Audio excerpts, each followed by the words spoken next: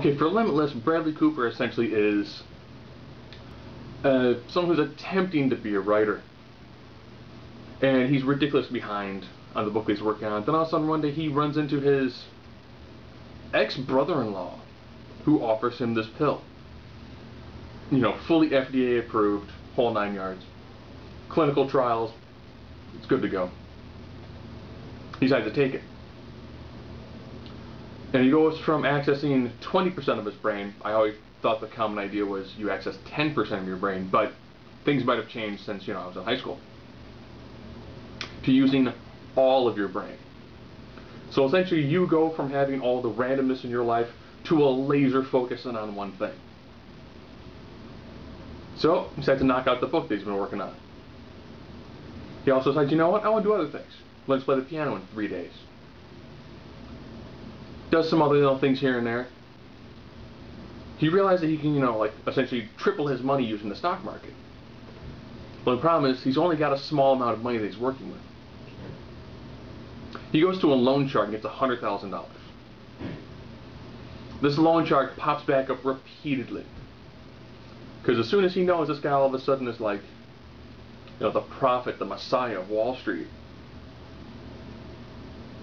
you guys are going, what is it you're doing? The loan shark gets a hold of one of his pills, takes it.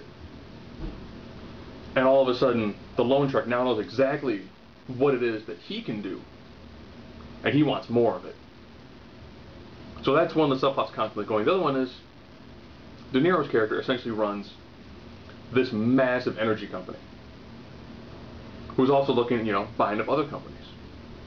Brings in Bradley Cooper's character to essentially help him broker like the ultimate deal to become a massive conglomerate when it comes to the world of energy. Things go kind of south with that deal. And you find that everyone who's on NZT, that's the name of the pill, it's a drug that once you take it, you're pretty much on it. He's just realizing if he doesn't eat and if he takes alcohol, he begins to skip time. And I mean skip time. He loses like 18 hours. He'll be walking, next time he's 20 blocks farther than he was when he last remembers. Then finds that everyone who's been on this has really crazy, bizarre side effects. And then he's got two options. Take this pill from here on out, or try to wean himself off of it. Decent amount of twists and turns. I thought this was going to be a lot more. When you watch the trailers, it seems like he takes this pill and all this, weird, crazy times. And that's a really brief moment, where he's going to parties, he's learning different languages, and he's out driving, like a sports car, ridiculously fast speeds, and you can see, maneuvers way through everything. But primarily it's a drama. There is some scenes of violence that I didn't expect to see that much violence in this movie. But it's a very solid film. Bradley Cooper up to this point in time has pretty much been, I'll say hunk jerk for lack of better terminology. And he brings lots of that into this role too. When you first see him, he's all disheveled. And then he turns his life around using the NZT.